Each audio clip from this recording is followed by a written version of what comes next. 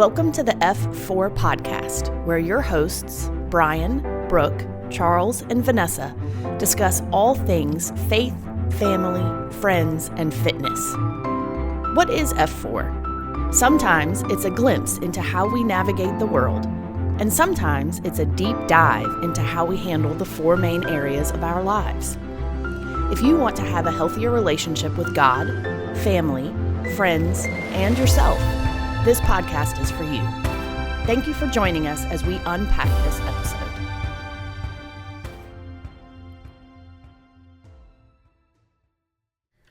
Welcome to episode 25 of the F4 podcast. I'm Brooke Marston, one of the hosts, and I'm joined by my husband, Brian, and our friends Charles and Vanessa Giddens.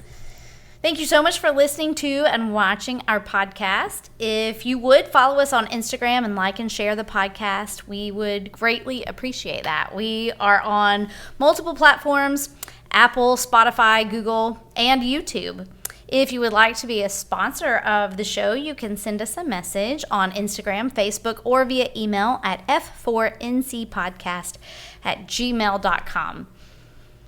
Why are you looking at me like that? Several of our podcasts have been centered around, or at least touched on, the idea of unhurrying our lives or taking time to disconnect from the chaos of the digital or social media world.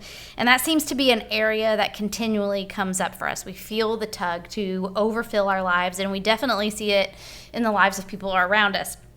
And so as we head into the summer months where we don't have those regular demands on us with things like school, I thought it would be good for us to talk about what it looks like to create some space or some margin in our lives so that our souls and our hearts can recover from the pace that we've been running.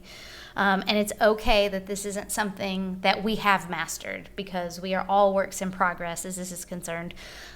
As I said, we've talked about this topic multiple times and we keep coming back to it, so obviously we have not mastered it. But maybe we can take a step to creating some space in our lives for some soul rest. So, first of all, what word would you use to describe the pace of your life so far this year?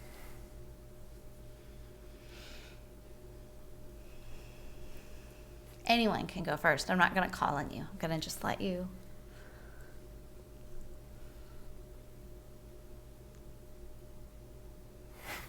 It's going to be a really quiet podcast. Hey, just if we need to take a moment to exhale, that's okay too.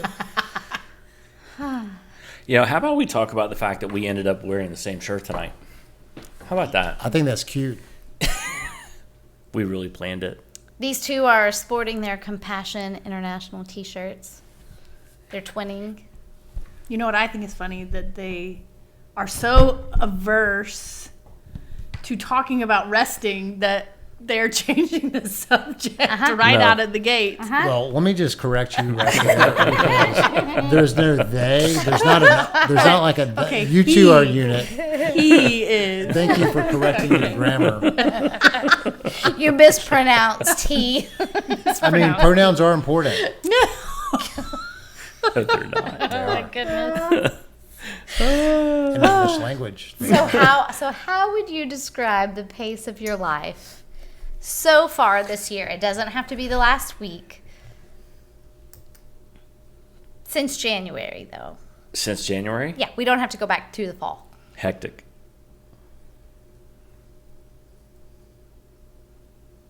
One word. Yeah, I said one. Yeah. A word. Yeah. A word.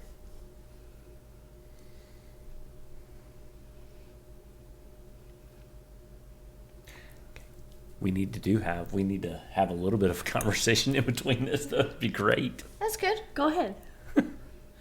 I would say steady. I think I've put some boundaries in place that have helped it be steady and sustainable. Okay.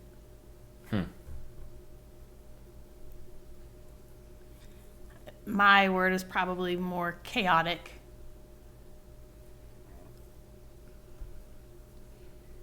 Yeah. I mean, I think for me it's fast. It feels fast and it feels full. The pace is full.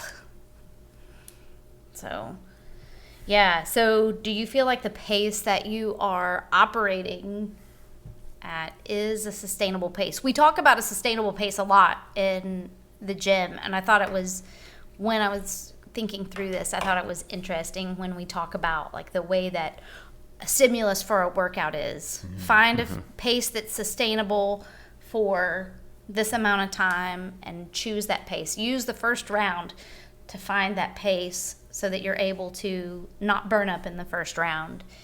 And I thought, wow, I didn't even think about that being so applicable for life. But so do you think that the pace that you're running right now is a sustainable pace for a year, for 5 years, for 10 years, for a week? Like what do you think is a sustainable pace? I'm not sure that my pace is sustainable, but when I said chaotic, it's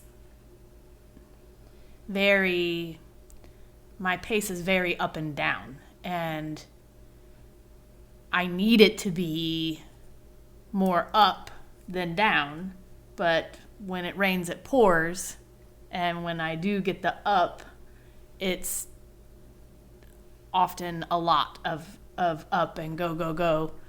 And I know it's a season, and I know that some things are going to change probably in the near future when our son gets his driver's license and has a job in order to, pay for the vehicle things. But I know it'll change a lot then. But for right now, I need it to go in the money department. But I've also, to Charles's point, I think I've been sick more this year than I have in the last, I don't know, what would you say? Parker's lifetime? Mm-hmm. Since I've known you, for sure. Yeah. Yeah, we talked about that the other day, I think, and no shock, I think both of us have gotten sicker than we've ever been, and I can't remember years that we've both been sick at all together, and it's happened more than once this year already, and we're in May, so I don't think there's a coincidence here. I don't think it's just because of stuff going around. I think it's because we're running ourselves to a point where it's not sustainable. So do I think it's sustainable? No. Can I do this for a year? Yes. I think I can do pretty much anything for a year. Can I do it for 5? No. I don't think this is sustainable for 5. I hope it's not. So. I mean, at the end of the day, you do what you have to do, right? Sure. Like, so Yeah. there is a point to which, you gut it up and you do it and you do what has to be done, but not in a healthy way. Like, there reaches a point that things suffer because of the pace. So, I mean, I just wanted to clarify. You can gut it up and you can do it for as long as you need to do it because, Sure.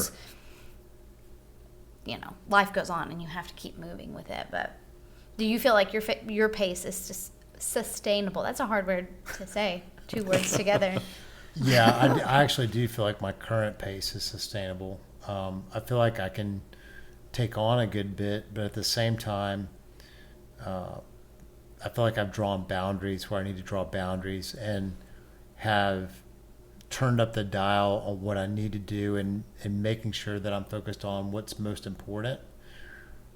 And sometimes it means disappointing people, but there are certain areas where that's non-negotiable. So right now I would say yeah, but have I been in the place where I feel like I'm burning like out?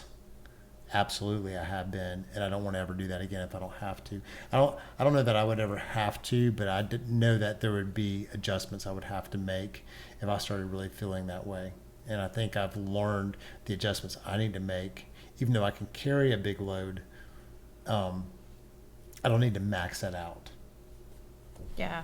I mean, when I was thinking about this, I thought the schedule for the month of May, if I just look at the last month, the pace that we've been running for the month of May is not sustainable. Is it sustainable for a couple of weeks into the year, kind of getting in all those end of the year activities?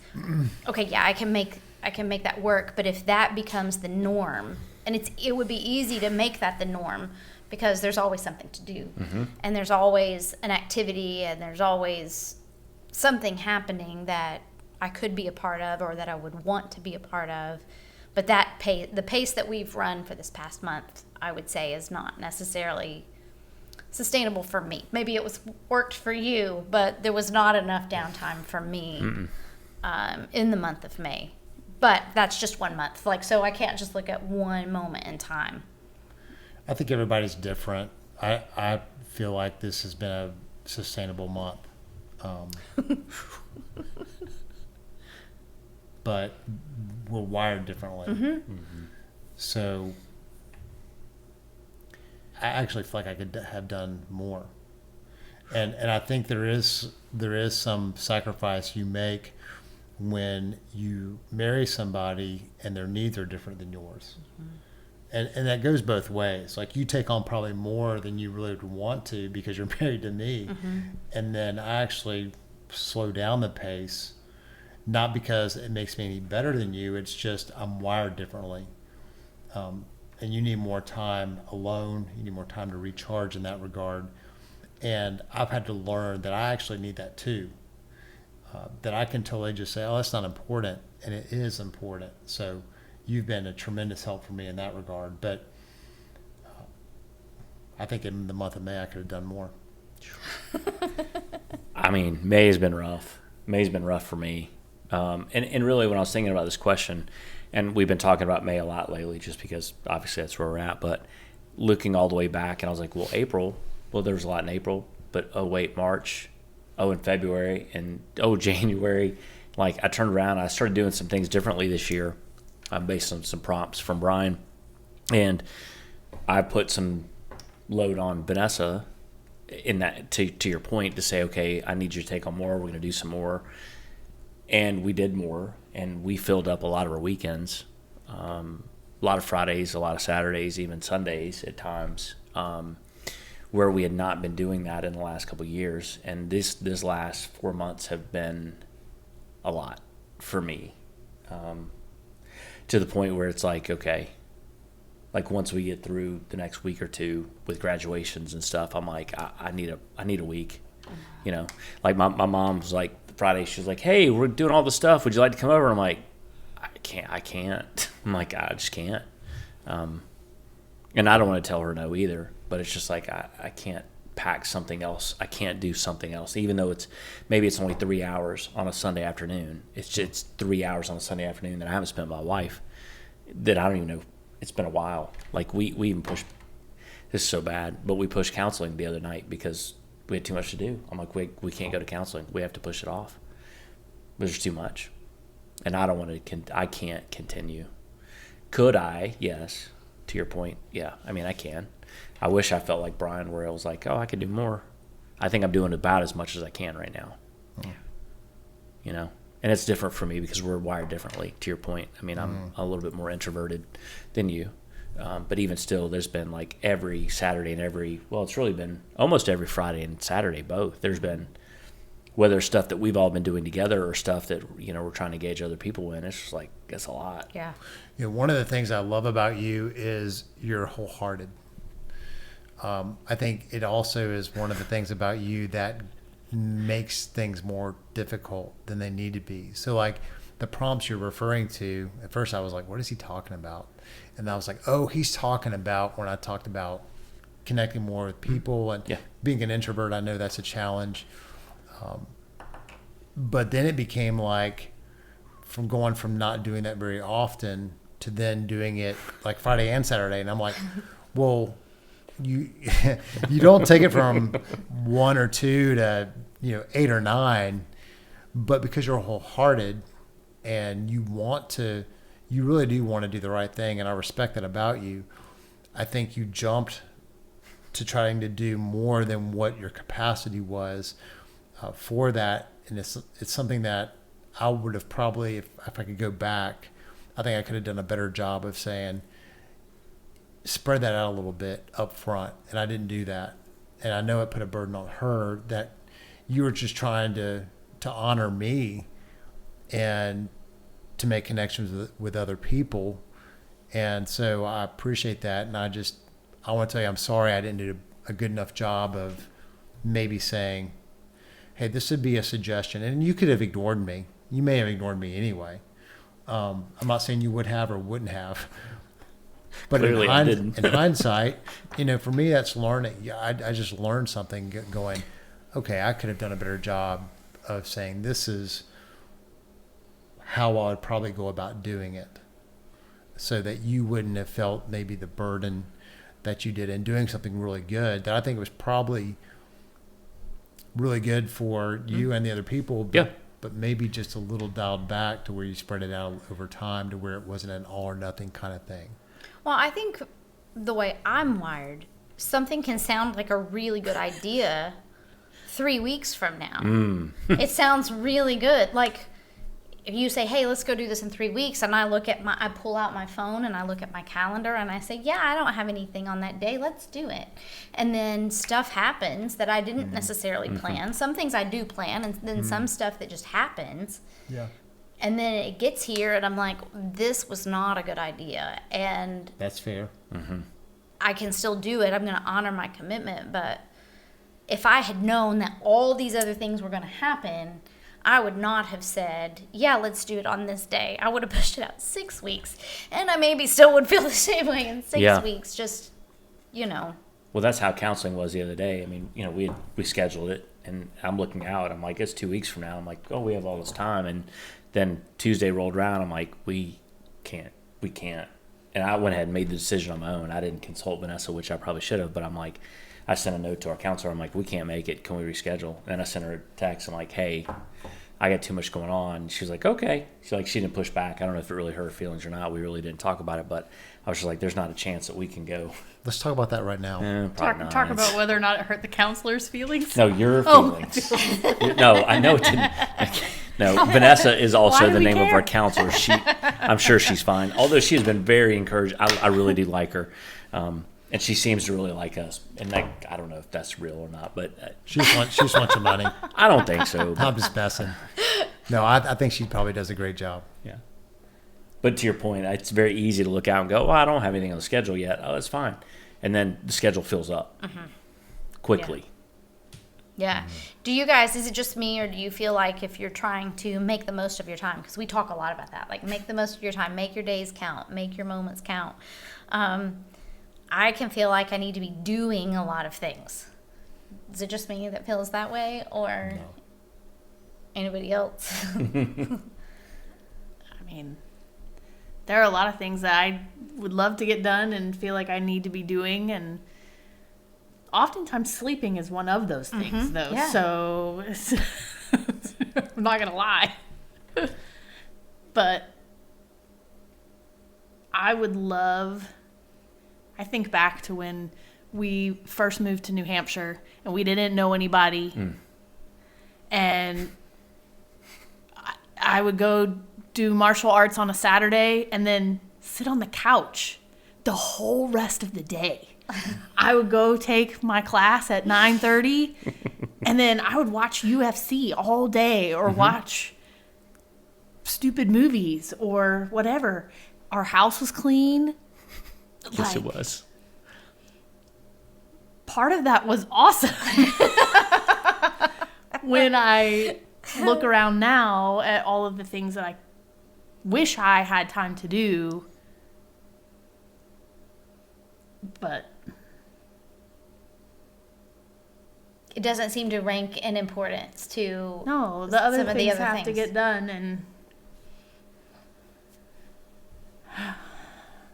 and there's also a factor for me right now of, well, all of this other stuff that I'm doing, is it really getting me anywhere? Is it doing anything for me? Yeah. Why am I doing it? So, sorry, I'll stop talking now. No, I'm I think it's curious. good to talk. I think it's good to talk about it. No, I'm curious. Like, what are you referring to? Like the stuff that you're doing. That, like, where is it getting you? And maybe I should know. Well, I mean, if you look at the gym as a whole, big picture, where is it getting me? Tired. That's where it's getting me. Seriously. So when you say the So gym, not true. What do you mean that's so not true? well, so when you say the gym, what are some things you're thinking about regarding the gym? Our financial situation regarding the gym. How many hours she spends there? The amount of time I spend there for The return. the return. I think sometimes it's very difficult to quantify the return. Mm-hmm. I think that's what's hard for me with the gym. And I've kind of done a 180 on that situation. I think it's very difficult to say how much of an impact you're making on people, or we're making on people, or anybody's making on people, based on the gym, based on how much time spent, where monetary resources that are coming back out of the gym. I mean, we're still putting money into the gym every month currently to make it work the way it needs to. But it's very difficult now, taking a step back and looking at it. There's a lot of really cool things that happen at the gym that can't be quantified. That can't be. So to say I'm wasting my time or I could be doing other things, I don't know is necessarily, although I understand the sentiment, I understand your feeling. Because I feel it sometimes almost on a regular basis, daily basis as well. I think it's just hard, especially like days like today, to go, I don't really know that's, although it's an accurate statement based on what you said, I don't know it's 100% accurate, because, and we talked about this earlier, I don't know what 5 years down the road is going to look like for a little blonde-headed kid. I don't know. And I don't think your time's wasted. Yeah, I think it is really hard to.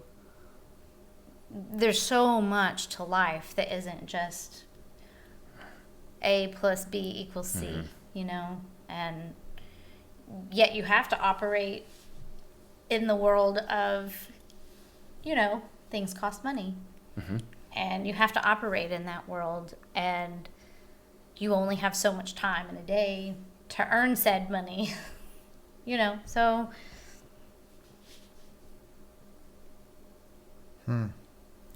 So I know I can definitely be influenced by the culture around me that rest doesn't equal progress. It definitely doesn't seem like, oh, I'm doing the most beneficial thing by sleeping. This is the most beneficial thing. But if I'm not moving forward, then I must be moving backwards. Nobody stands still. You know, you're either moving forward or you're either moving backwards. And the reality is that there's always something to do. And if we live in a world where we have to earn our rest, we are never going to get there. And it just made me think about Cinderella when her stepmother says, yes, you can go to the prince's ball if you get all your work done.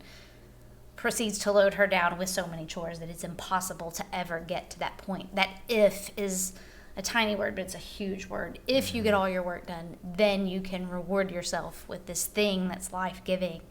And sometimes, for me, that's how life feels. So why do you think that we drift toward the idea that we will rest when all the work is done?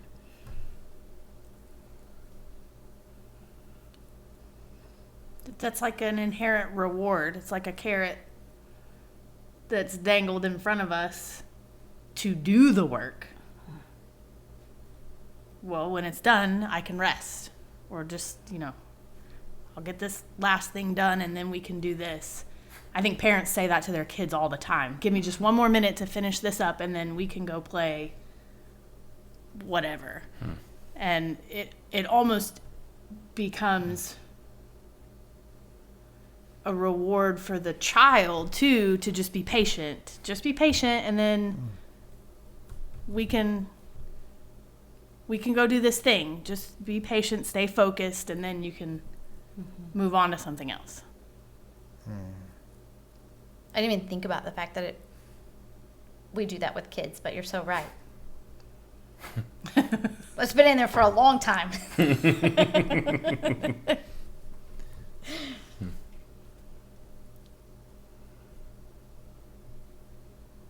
What you got? I think there is a lot of satisfaction from finishing a task. There's something about it that feels really good. And it doesn't even have to be a big thing.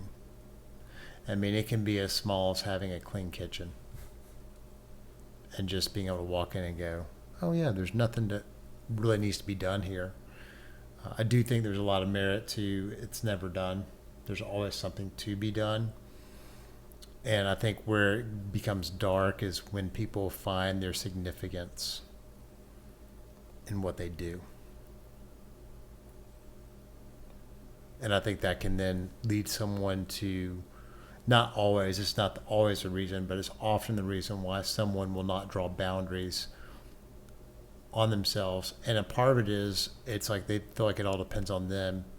And it's really a godless way of living, because then I'm making it seem like it depends on me. And I can understand, humanly speaking, why it feels that way or seems that way, because God isn't tangible in the sense that I can't just reach out and touch him and see him. Yet how many times has he shown up and done something that we couldn't have done on our own? That's happened for us a lot of times.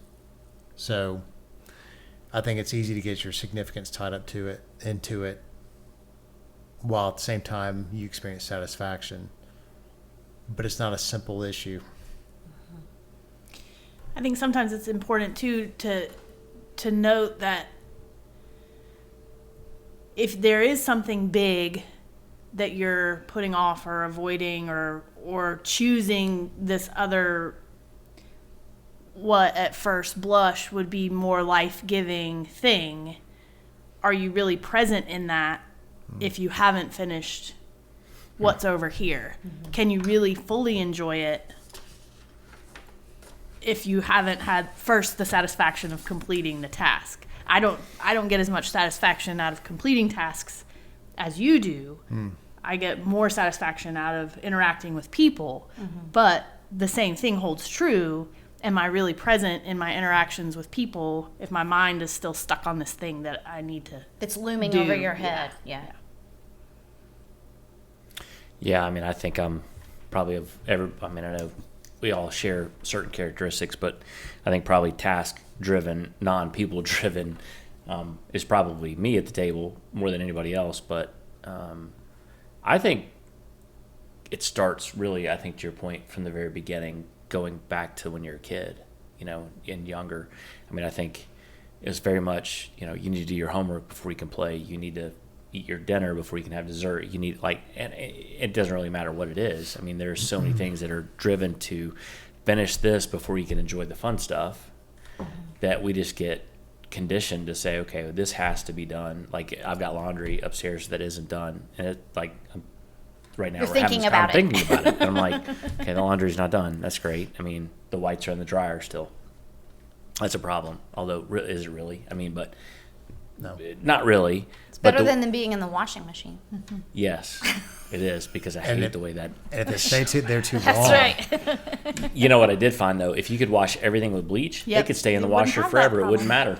Because if they're washed with bleach, they can stay in there for a lot of time, a lot of days without being gross. It's true. It is true. I don't mind doing whites because of that. I'm like, oh, it stays in there. It's If I gonna be forget about okay. this for a day, it's gonna be It's gonna fine. be fine. But I think, everything from the time where, small, it's set up that way. And I didn't really think about it until now, but I think you're right. I think it's just always been the way it is. And I think, especially in the culture that we live in, it's very driven. You're very driven to get things done before you can do anything for yourself, or before we feel good doing anything for ourselves. Like, you know what I mean? This year has been a little bit different for me, really since school, but this past year when I really started thinking about how I wanted to model my life and what I wanted to do. It's okay to rest when there's still things to do. As soon as you said that, you started pounding your pen with your thumb. It's okay. It's okay. It's okay. It's It's almost okay. like Look. you're trying to convince yourself that it really is okay, because your body language cues right there betrayed you a little bit. But isn't that the starting place? It absolutely is. It was just interesting that he said it's okay, and it was just like, Click, click, click. you know, he's like slamming his pen with his thumb, and I'm going, okay, he's not fully convinced it's okay, but he wants it to be okay. I do want it to be okay. I want to be able. So I really want to be able to come home and go, there's dishes in the sink, and I'm not going to die. I really want that to be the case. I'm not there. But I really would like I'm that. gonna die. I'm sorry. It'd be so funny if he lived in our household for like a week. But you know, I think He would die. He would die. He would die. baby. Like when I got home from the gym today, I was so impressed. Like I got home, I came in. Vanessa still had stuff to do with the gym. I came in and I looked around. I was like, wow. I'm like, I don't have to do a lot. This is fantastic. And I was able to sit down and I chilled out and I didn't have to go rush to take a shower and it was all great. And I was just like, oh, my life is good right now. But it was all done. If it wasn't done, then today probably would have gone a little bit differently. But I mean, I was impressed. You did a fantastic. You're like, I wish I could have gotten more done. I'm like, you did a lot. It was great. It was so nice when I came home. So knowing how much doing means to him, that puts a pressure on you. She just looked at you, slow blink. I mean, this is nothing new. No, but a lot of people who've been watching or listening all know that. I prefer a clean house. Our house, for the last several years, has not been nearly as clean Nope. as I would prefer it. If I had a wish right now, I would wish to have a staycation so that I could deep clean my house, do all the painting projects that I wanted to do, all the landscaping projects that I wanted to do. I've had to learn to let some of that go as well. I think it's just easier for me to let it go than for him. So. I have a question about that. Have you put the things that you really would love to do on paper? No. We're starting to. That's not 100% true. We're starting to. We had to write down some stuff. But as far as the things I wanted to do around the house, no. I have not Okay. put any of that on paper. Sorry. Those are more aspirations. And maybe that's another conversation, but I think there's a lot to that. If I don't name it and have it in front of me, I can't even take steps toward it because it's just an idea in my head. But I don't want to hijack the podcast. Well, I mean, I think I think it's appropriate, and I actually think when we get to the practical piece, that's probably a really good practical piece. If you think you can remember it, I can remember and hang it. on to it, because I think pretty much that's the direction we were going. Yeah. At this point, it's actually a really good segue. Okay. So the other day, Brian mentioned this podcast. He sent it to me. He said, "I think this goes in line with a lot of things that you've been talking about. We've been having conversation about," and he thought it would be really helpful. So I listened to this podcast, and they talked about. Well, I'm not even sure that that's what this podcast was supposed to be about, but they ended up talking about the idea of intentionally creating margin in your calendar and your schedule for contingencies. Like one of the things they talked about was, things sound like a good idea 3 months out, but then you don't know that you're going to get sick. You don't know that somebody's going to need something from you. You don't know all these things. And Something's going to break. Something's going to break, and then you get there and it's like, oh, I didn't leave any room in my schedule for these unexpected things to happen.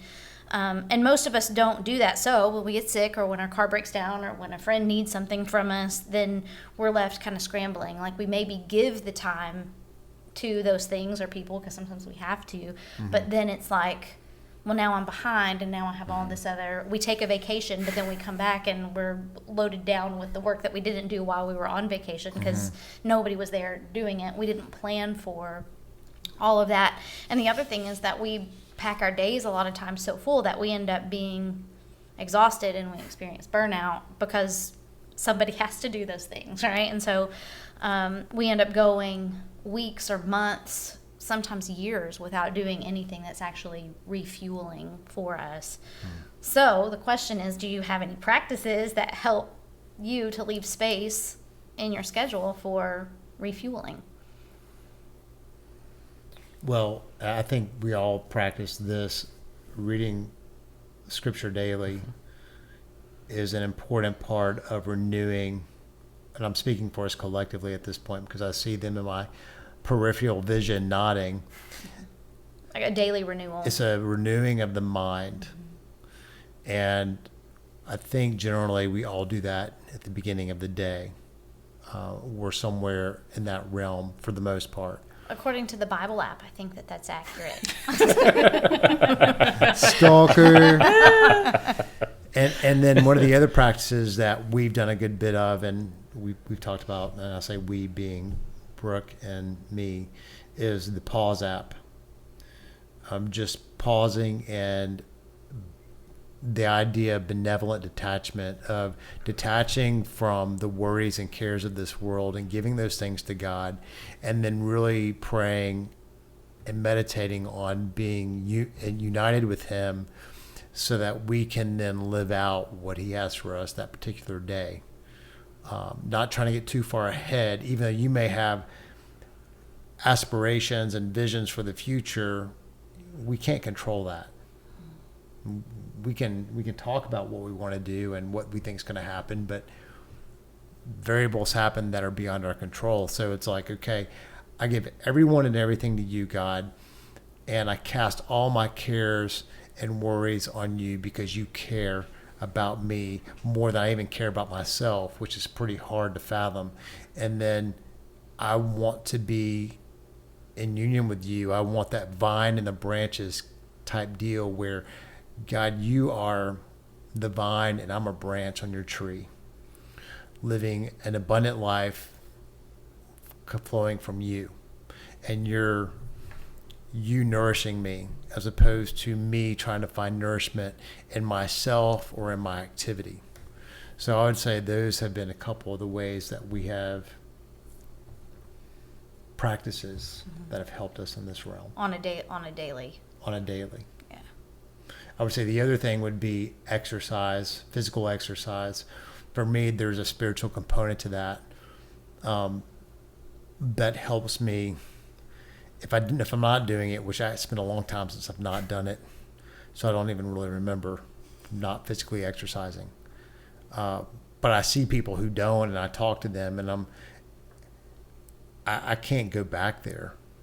But you see people we have conversations with people who know they need to, they want to, but figuring out how to make the time for it seems to be elusive because the schedule is so full. And I get it. Like, until you cut something else out, it's full. You have to. So one of the other practices, you have to say no to something to do the things that you really want to do. You say no to something all the time, and it's a matter of saying in advance, I'm saying no to this so I can say yes to this. And I do that all the time. I heard someone talk about this in terms of, they call it categorical decision making. And so you are making a decision in advance to help you then take the pathway you don't, because saying no to something means that you've made 1,000 more decisions to say no to something else. But the same thing is true when you say yes. And so in my schedule every day, I work out Monday, Tuesday, Wednesday, sometimes Thursday, and Friday, and Saturday, at almost the same time every day. And it takes a major life situation, or I move the time because I really want to do something to alter that. Yeah. There's also a community piece in that. So those are some practices. I could go on and on, but those are some of the practices that help me. Yeah, I think we're learning some of that. Working out, that stuff has always been protected on our schedule for the most part. We'll change plans based on making sure that we can get to the gym, and typically try to get to the gym at the same time. There are times it doesn't necessarily 100% work out. Probably 99% of the year it works out, and we protect it, and that's just the decision we've made.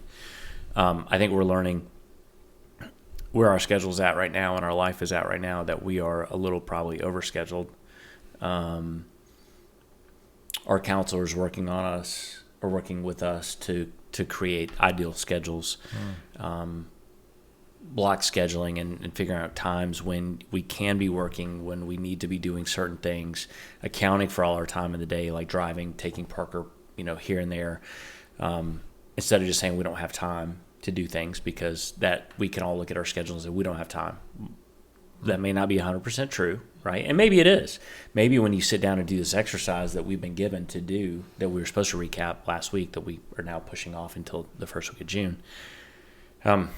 But maybe you do realize that you do have some time to do things that you thought you didn't have to do, and maybe you don't. And if you, to her point was, if you create the schedule and you look at your time and you don't have time, then you're overscheduled, and something has to be cut. And it may be that you're going to have to make a decision on something that you really enjoy doing or something that you really want to do, to make time for other things that have to happen. Yeah. And the have to happen is up to you, right? I mean, but,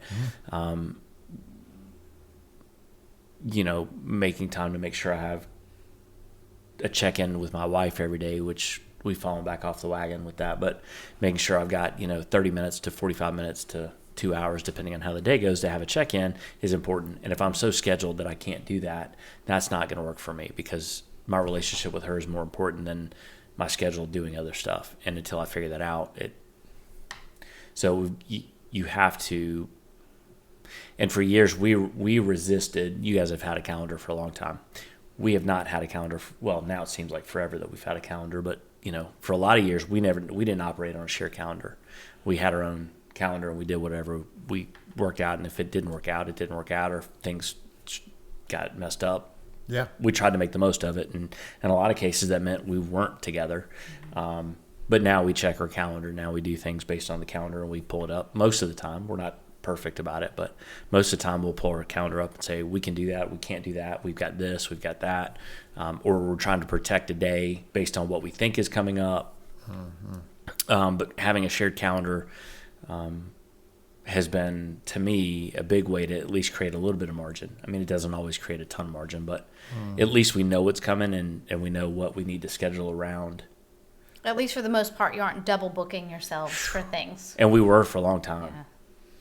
Well, and it really seems like, to your credit, that you're trying to integrate your lives as one as opposed to two individuals, because two separate calendars, that's an individual approach. That's like, I got my thing, you got your thing. But I mean, it makes sense because early on. But now they're bringing them together, which I think is fantastic. I would totally agree. But early on, you traveled, right? And you were. It was. And you were home, so Yeah. you really did operate. It made sense to have two separate calendars. We had it didn't to. matter. Yeah, Right. It didn't matter what the other person was doing as much. But Yeah, that also- integration is very important at this point because that's not your reality anymore.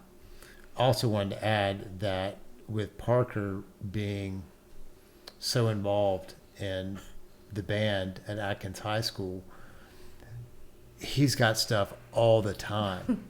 And because it's a magnet school that he doesn't ride the bus, you have to transport him. That is a season that will be coming to an end pretty soon. Would you recognize that when you made reference to him, Vanessa, when you made reference to him getting a car and then getting to assume some of the responsibilities that come with the car? But that's going to change your life, because there's going to be time you get back. That's what's happened for me. And when we had to stop taking May to school and picking her up and making sure she got to dance and to work, and then she got a car, it was like, you start adding up the minutes, and then having to transition from one thing to another, and you get all that back, and you feel like, oh my gosh. But it doesn't take very long for those minutes to get filled up with something else. It doesn't, but If you like, but if you're thinking about the things we're talking about, then you've got some good days ahead of you, in the sense of your dreams that you think, hey, these are the things I really want to do. They're going to happen. Sure. And I think it's important for me to say, as far as him and his schedule and his places he has to be and all of that, there is a reward for me in that as well, a very restful reward. When we went to his concert on Thursday, Yeah. I thoroughly enjoyed that. Yep. And it was wonderful. It was a wonderful experience for me, and it is every concert that we go to. For me. Okay. Okay, well, Sorry. She's speaking for herself. Yes. I'm speaking for you. myself. That's a very life-giving It Sure. is a very experience for you. and it is a that in that regard, attending his concerts and competitions and things like that is the rest at the end of the work in that regard for me. I get to benefit. Satisfaction. Yes, I just get the benefit of hearing him play, hearing him do something that he enjoys so much and is pretty good at, and He is. Yeah. that is life-giving to me, that part of it. And what I love about that is you've made sacrifice to help him get there, but then you get to share, you get to reap the rewards of it by being from the parental side of Yeah. things, by seeing it happen. I think that's so cool. It's much better now than it was when he's younger. now that he's in the band that he's in and the level that he plays, it's much more enjoyable to sit and listen to, even when it's music that I don't enjoy. At least it's okay. Where years ago it was like, ugh. Middle school band is rough. Oof. It's rough. It's rough. Well, even when he was little, I'm talking even when he was 8, 9. Well, no, it didn't even start until he was 9, 10. And when he first started taking lessons, there was a reward element in that for me as well. Even though I had to schlep him back and forth to lessons, but that was like our time. That was our evening together, and we would go to Dewey's and get A treat. a treat after, Yeah. or go to Trader Joe's and It became a special moment. Yes. That Yeah, it Yeah. was. yeah, a break from your normal that you wouldn't have had otherwise. yeah. Yeah. That's one of the hard things about Brooke and I are moving more toward the empty nest deal. Even though we still have kids in our home, they're gone a lot. Yeah. And they have lots of, even when they're home, they're kind of in their own world unless we engage them. So it almost seems like that was a decade ago, even though it really wasn't that long ago. And I miss those times. So when you talk about finding satisfaction in that, I know you're gonna, in the next 2 years, you'll feel the weight of it. And I'm not saying that to be like to elicit tears but it goes so fast. Yeah.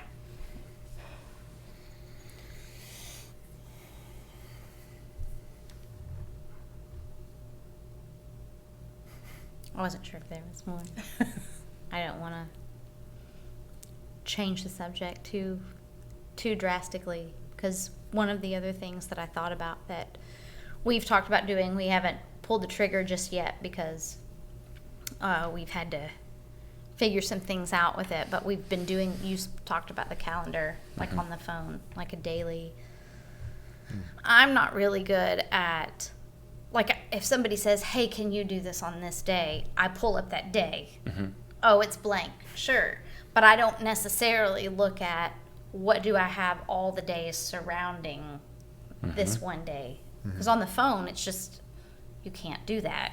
You have to click on the day and intentionally go through it. And so we've talked about having a calendar, like a year, an entire year that's visible to us, like in our kitchen or our house or whatever, where we're able to say, okay, this is the year. These are the things that we know. Okay, we know we're going to have a small group these nights. We know we're going to be at the gym during this time. We know these are the days that we're going to be at church. These are the nights that we have students. This is, this is all the stuff that we know we're going to have. Where are we scheduling a couple of days away? Where are we scheduling something that's not helping someone else, that's not work, so that we don't have a calendar that's so full of work and helping that there's no space for, I mean, forget the landscaping project, just to take a nap if you need to take a nap, or to go and do something, to try a restaurant that we haven't had a chance to try because we do all the other things, you know? Does that make sense? So we're kind of in the process. I can't even say we know what that even looks like, because we're just, maybe this would help to be able to look at this wall calendar and say, okay, it's been 7 months since we've done something, quote unquote, refueling. Either just the two of us, or as a family, or with friends. Like, it's just, because all those categories can be a little bit different. Yeah, to have a big picture view of this is everything, and then even color code it according to this is what this is. Okay, so this is more missional in nature. This is more relaxing in nature. And to make sure, like, if you have something that's like a month and it's just all, let's say the color is red for missional stuff, and like the whole month is red, like, okay, we're a little out of balance here. We need to create some margin, or say no to something, or on the other side of that, make sure we have recoup time so that we're not pushing ourselves to where we're burning out and no good to anyone. Yeah, we get home from vacation at 8 p.m. on a Saturday, and you turn right around and have to speak at 8 a.m. on a Sunday morning. That affects the relaxation time of being out of town, and you're not able to, there's no gradual entry. It's just, there you are. Right. Yeah, that's part of the block scheduling that we're doing with our counselor. Things need to be color coded. And it's helpful to say, okay, this is all blue, this is all green, this is all red. And I don't have any red on mine, but I don't want red. Red's a great color. You pay attention to it. Yeah, I know. Yeah, but it would also probably made me go, oh. But yeah. Oh, yeah, don't look over there. My do not disturb came off because it's past 6 o'clock. So now I know. I looked over. I'm like, oh no, what happened? And I'm like, oh, it's past 6 o'clock now. We're making reference to Charles's notifications on his email and his text messages, and he's on his 1-day sabbatical, and it just expired. It just ended. Which is a practice for refueling as well, taking a time away. It is. There's just no gradual re-entry. No, and it's almost like I went to bed last night. I'm like, okay, well, when I wake up, I've only got X number of hours before I get back on it, and that's wrong. Like, so I'll give an example about that. And to your point, I'm very black and white in a lot of how I function. You mean old-hearted? Sure. That's what I said earlier. And letter of the law versus intent of the law. Yeah, all that like kind of. Like a Pharisee in the Bible. Yeah, I mean, clearly. I'm a whitewashed tomb. Anyway. You said that, Don. Yeah, I know. I had it coming. So even like now, this morning, normally what I've done ahead of time is figured out what my reading plan was and marked it in my actual Bible. So I got up the next morning and read my Bible instead of, and then my time was physical Bible instead of your phone. Instead of my phone. And then I would go back at 6 o'clock when my tariff would lift at tariff. My thing would end, and I could go in and I would mark your progress. Mark my progress in that I couldn't do. Should you respond to the Proverbs plan we're doing now and post your verse? Everybody would know that you read it. Well, no. So what I've decided to do, I did it last week too. You may not have noticed, but I did it last week too, where I've decided where that kind of stuff is going to be okay. So like if I need to get on my phone to read my plan, to read my Bible instead of reading a physical Bible, and I'll get into that in a second, but so I'm okay with opening my phone and doing that and responding to, right now we're in Proverbs, we're reading Proverbs together, not just you and I, but a group of people reading Proverbs together. And that's important because it's life-giving, not just to me, but it's also life-giving to other people, but it's life-giving to up vertically, right? So in that case, like saying I'm not going to get on my phone for these 24 hours seems kind of goofy. Because the whole idea is to spend more time with God. So if I'm going to cut out, like, not just because I'm still going to read my Bible, I still was reading my Bible, but if it means I'm not going to interact in a group that I'm part of, that You're pulling yourself out of I'm community. pulling out of for community, the which is sake kind of like backwards to me. So last week and this week I did that. So that was it's small things, but that kind of stuff. But it's kind of like vacation, to your point. Like there were many years, and you can ask Vanessa, that I wouldn't take vacation.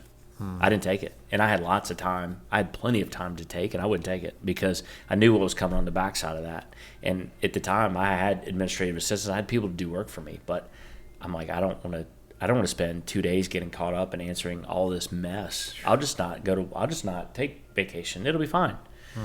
And we wouldn't do stuff together, and But the one thing I tried to schedule this year, we couldn't do. So. It's all right. The thing about, you can always reschedule that. Yeah, I can. You just need to. Yeah. I would say that anytime I think you try to make a shift like that, it's going to be opposed. So it shouldn't really be surprising that wasn't smooth sailing. No. It's been a couple months. And I don't think any week's gone. No week has gone perfectly. I don't know if anybody would say a week's gone perfectly for them. Like anybody watching, anybody we know. Yeah. That's not part of our lives. It's not part of living in the world. And I think that's why the benevolent detachment that you were talking about from that Pause app has been so helpful, to have that daily reminder at the beginning of the day, Jesus, I give everyone and everything to you. And really taking time to name the things that I need to let go of. It's amazing to me because I'm not really a worrier by nature. There are things that I'm concerned about, but I don't get consumed in it and spin. But generally, I take my pause somewhere around 7:30 in the morning. And it is pretty amazing that take a couple of breaths. What do I need to let go of? And it's like, I got a whole list. Like, it's 7:30 in the morning. Nothing has happened yet. Like, why do I have this whole list of things? And sometimes I'm like, wait, I'm not ready to move on to this next part because I'm not done with my list. Like, I need to get back to my list. And it's crazy to me that some days just start that way. And if I wasn't going through the process of naming those things, it would be leaking out somewhere. It would be leaking. It probably is still leaking out somewhere because halfway through the day, sometimes I'm like, I need another pause. Excuse me just a minute. I need to start over. We had a meeting the other night, and I was like, I'm going to take a pause before this meeting. And it seems silly, but that 1 minute of redirecting focus and saying, this doesn't depend on me. This doesn't depend on me. It isn't just I get to rest at the end of this. What happens in the course of this? Jesus, you can take control of this. I just have to take my fist off of it, So Jesus kind of modeled for us that withdrawal, that rest, that practice of being alone to pray. So he wasn't just like being by himself to be on his phone and scroll social media. Like, he was doing things that were refueling, and his words in Matthew 11:28-30 are some of my favorites. Come to me, all of you who are weary and heavy laden, and I will give you rest. Take my yoke upon you, because my yoke is easy and my burden is light. And, I go back to that. It comes up a lot. It seems like those verses come up for me a lot. Yeah. So that whole idea that I can depend on him, that he's going to be the one doing all of the heavy lifting. It doesn't depend on me. I can rest. If I am feeling overwhelmed and like I can't rest, those things are not from God. I'm getting caught up in things that aren't from him. So do you guys have favorite verses of Scripture, or verses of Scripture that remind you that you can rest, things that... Before we segue, do you mind if I share one more thing that's more of an aspirational practice? Oh, sure. I heard someone say very recently that the cure for an unsustainable pace is a sustainable pace. And I was like, well, that sounds obvious. But one of the things they suggested that I've never done before is audit how I've spent my time. So like going back and looking at my calendar and saying, okay, how has the time been spent in the last 6 months to a year? And so when we're talking about doing the year calendar, which is something that's been recent, I was thinking once we have that in place, we could do it with our iCal, but it's still not as easy because the way it's laid out. But to see it all in one place and go, okay, this is why maybe I'm feeling this way. It brings it can help me make adjustments because I can see reality. Because it's just like MyFitnessPal. You know, so many people think that they eat a certain way and then they start logging what they actually eat. And they have this aha moment of, oh, I ate like a raccoon. Yeah. Trash Raccoon. panda. Yeah. Trash panda. Yeah. They go to dumpsters and they have a feast. And so that realization of actually logging the food is like, we have a tendency to think that we are better than we actually are. And when we see it in black and white, then we can go, no, this is reality. So where can I make adjustments to move myself from the unsustainable to the sustainable?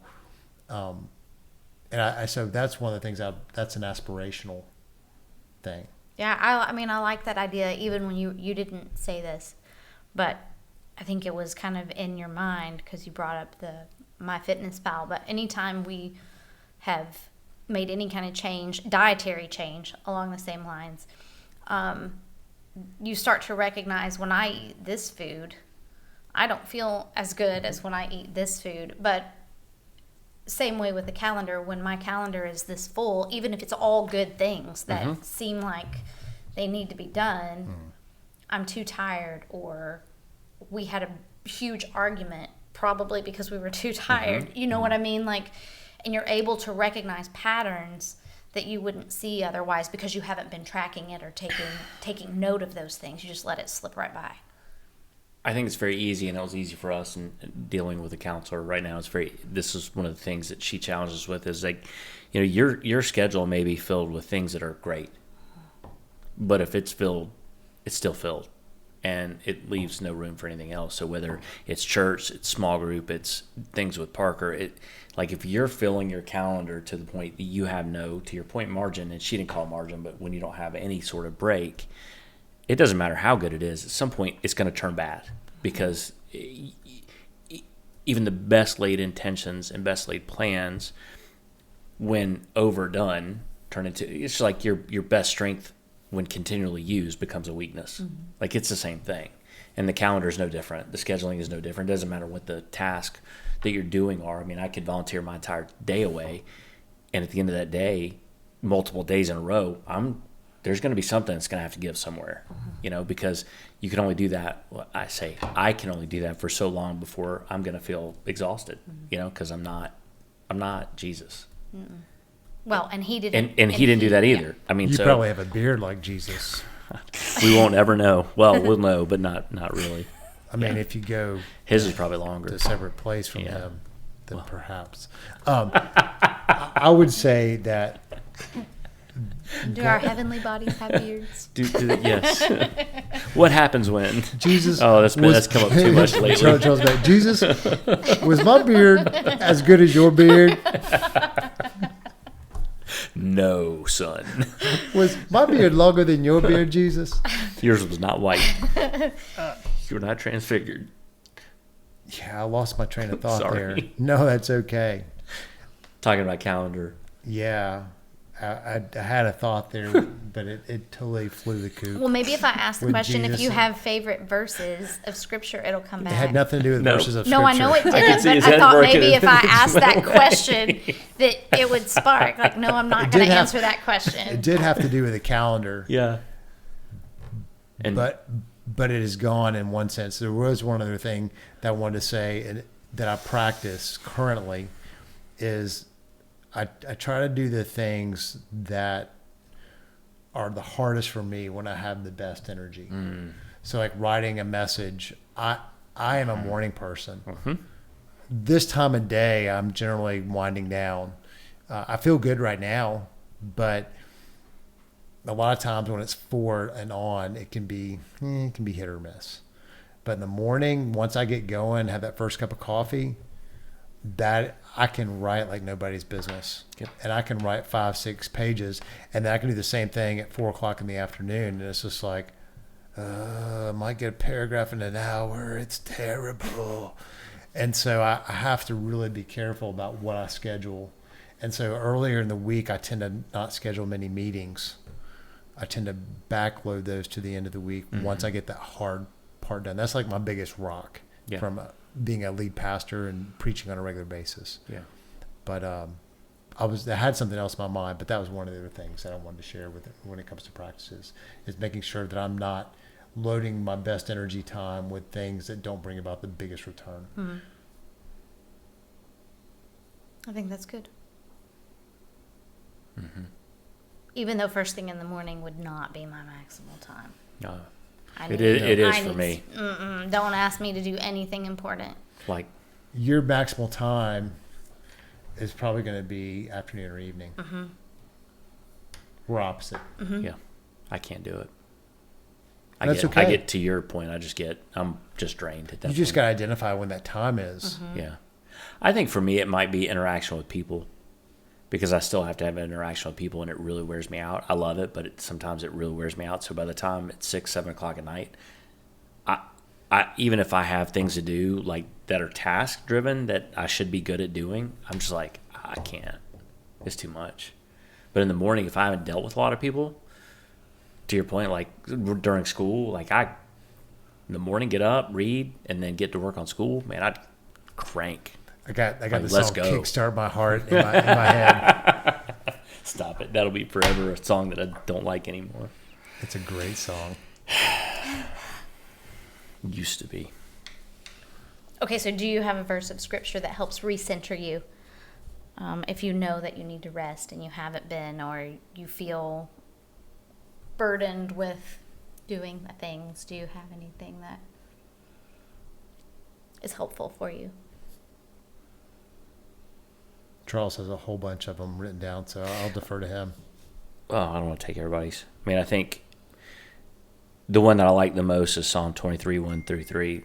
Oh, see, I should have done that.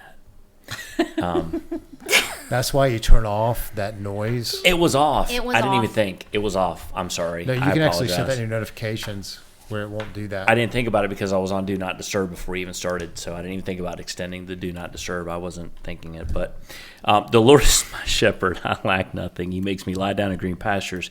He leads me just beside quiet waters. He refreshes my soul. He guides me along the right path. I think if you really, for me, when I actually picture that in my head, man, like that would be cool. Like just sitting. And I think about it because I think when I was a kid, I experienced a lot of that because I used to be out of the house, and we had a lot of land around us, and we had a lot of situations where we could just go out, and there were a lot of times we just laid down and looked up at the sky and did nothing. Like it was, as a kid, it was so fantastic. And so, and I have a lot, but that was, to me, that's one that just consistently stands out over and over again. I like the first part of that verse. I lack nothing.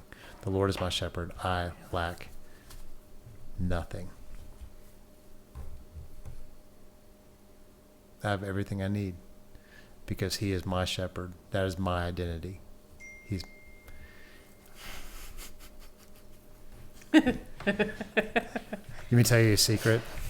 Tell me.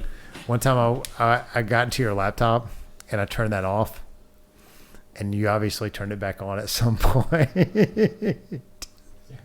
It's back on again. I went in and actually turned the notification off or it wouldn't ding. Did you? Just a minute ago? No, Oh. a while back. Oh.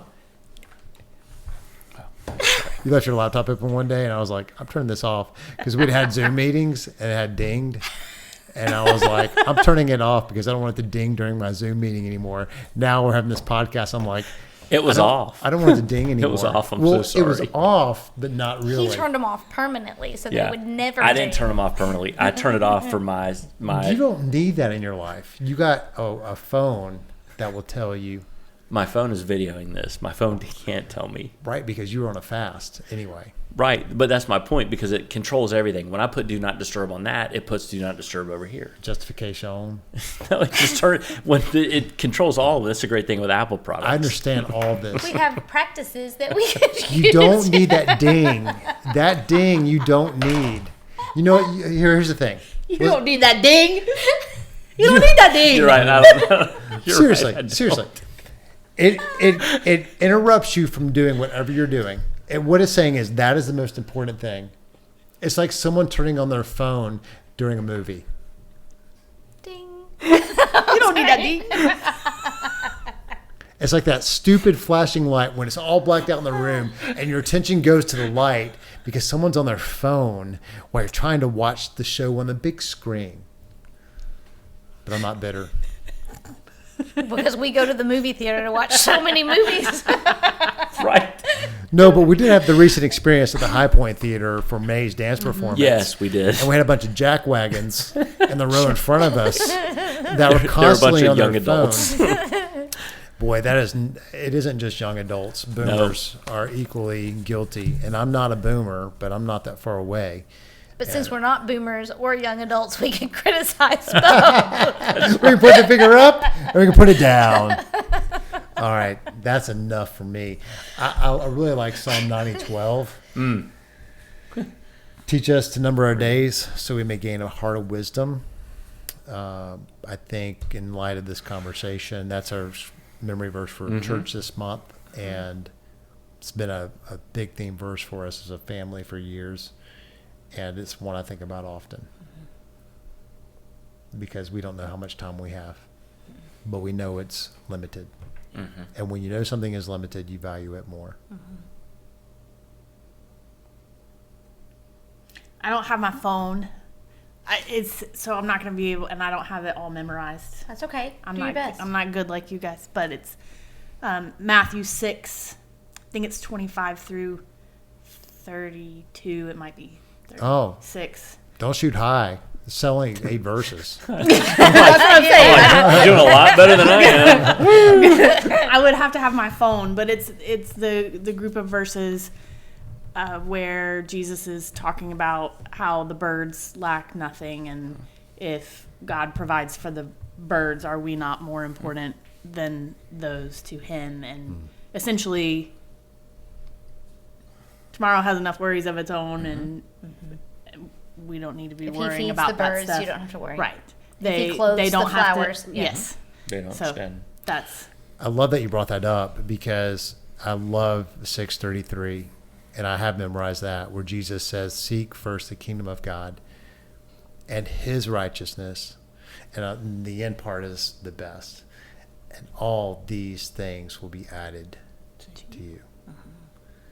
So it is like the conclusion of the worry of like, no, don't worry about all this. Seek this first. I've gone back to that a lot. So thank you for sharing that. It's really good. Sorry, I don't have it all. Well, Hey, obviously, you knew. That's- You know, like, yeah. you were locked in. Yeah. It's not important that you have it verbatim. What's important is you understand the concept and you can apply that. And when you know you need rest, you can go, oh, yeah, the birds. The birds. Oh, yeah. I hear them chirping. Flowers. To me, it's the flowers in that verse, not the birds, but it's the flowers. About spinning. Yeah. But yeah. Yeah. Well, that's good. Was there anything else that you guys wanted to say that you didn't get an opportunity to say? Did you remember Not for your me. thing? No. Did you have a verse?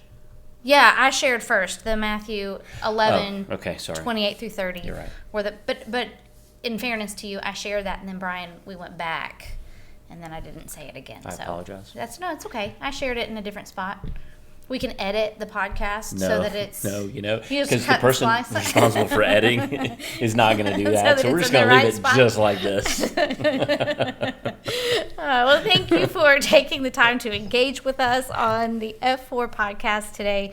I'm challenged by the idea of leaving margin in my schedule, but it also feels like a step toward experiencing a better life, the kind of life that we were meant to live, where I'm more alive and more present Hopefully that is for you too.